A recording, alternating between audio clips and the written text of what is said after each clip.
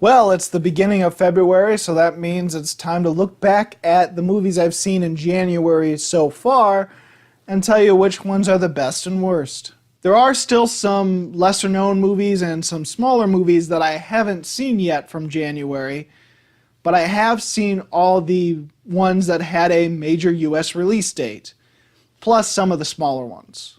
I've seen 15 movies from January 2019 so far, and about 7 of them were alright. So I might as well have a top 5 and then have 2 honorable mentions. So the 2 honorable mentions for me for January 2019 are The Vanishing and On the Basis of Sex. Now, On the Basis of Sex is technically, to many people, a 2018 film, and even I thought it was a 2018 film for a while, but then I looked at the release date and it had a wide release in 2019. So I actually consider the wide release to be the release date. So On the Basis of Sex is a 2019 film for me. Alright, so some of these films I haven't reviewed yet, so hopefully I'll get to review them either tonight or tomorrow during my day off. But here are the top 5 films of January 2019 so far. My number 5 is The Kid Who Would Be King. Now, to many people, this was probably the best movie or the only good movie in January, and I could see why. It is a very likable film. It's one of those films that, yeah, I can see most people liking, but it's an average film at best. I did find it was a fun, family-friendly film with quite a few decent, well, I wouldn't say they're kind of scary images for kids. And I actually like family films that have some scary moments or dark moments in it. It is a modern retelling of King Arthur, and I do like fantasy and I do like King Arthur, so I did honestly enjoy this, and I wasn't looking forward to it from the trailer, but I ended up liking it. It was nice and fun, and it was entertaining. My number 4 is State Like Sleep.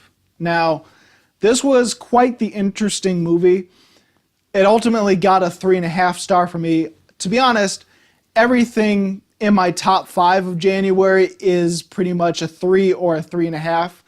I haven't encountered any 4-star movie yet this year.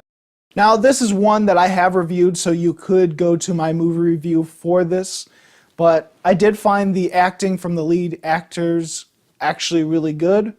I thought that there is a good character piece in this movie about a person moving on after a death of a loved one or a suicide of a loved one. There is a little bit of mystery involved as well, and I thought the story overall was pretty adequate.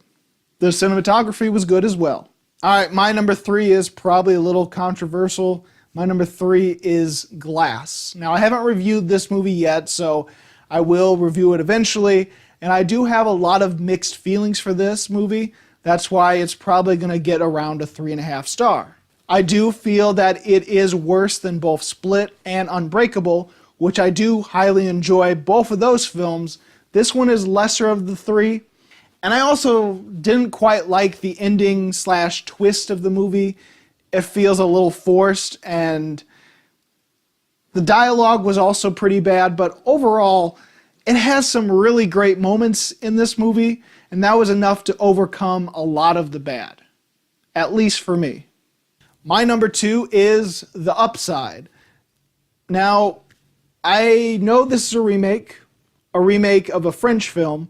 This is the American version of it, and normally the foreign films are better than the American versions. I have not seen the French film, so maybe I will dislike this more and like the French version more. I thought Kevin Hart was great in the movie. I thought Bryan Cranston was also great. It had some really good dramatic moments. There are some funny moments as well that isn't too... I mean, I was worried that it would get a little too much like a lot of Kevin Hart comedy movies are. He's a good stand-up comedian, but when it comes to movies that he's in, he tends to have the same type of role. Thankfully, a lot of the humor and his character was very different from what he normally does in movies, and so I do admire that. I do feel that it could have been a little bit more dramatic of a movie. There was just something about the drama that wasn't as good as I was hoping for. But then again, this is more of a mixed movie for me, and I did enjoy it. But ultimately, my favorite movie of January 2019 so far, and so far still my favorite movie of this particular year, is the first movie I saw in theaters, which is Escape Room. I thought it was really exciting. I enjoyed it. I feel it is a better version of Saw 5, and it does its own thing. It's not like meant to be some weird graphic version of Saw. Well, Saw is pretty graphic, but I mean, it's not supposed to be like the successor to Saw by having this graphic crazy traps. There's crazy traps in it. I think there is a lot of creativity to the designs of the rooms that they have to escape from, and some character building with their pasts integrated in the rooms themselves. So I think there is some really good, exciting, smart things in the movie, and I do feel it is a good thriller compared to other thrillers of its genre. The only thing I really disliked about the movie, and the only reason that I can't give it higher than 3.5, is the ending. The ending was terrible, it was stupid, and if you're one of those people that hate a movie if it has a terrible ending, despite whether you liked the first bit of the movie or not, if they're that kind of person, then you're probably going to hate Escape Room. And I totally understand. But for me, Escape Room is my favorite movie of this year so far, and the best movie of January that I've seen so far as well. So there we go. So have you seen any of these movies? What'd you think about them? Go ahead and comment below. And so far, what are your favorite movies of 2019 after the end of January? What are the best January movies? If you like any of them. And if you like this video and you want to see more, please check out my movie reviews and countdowns of this year, of previous years, of whatever.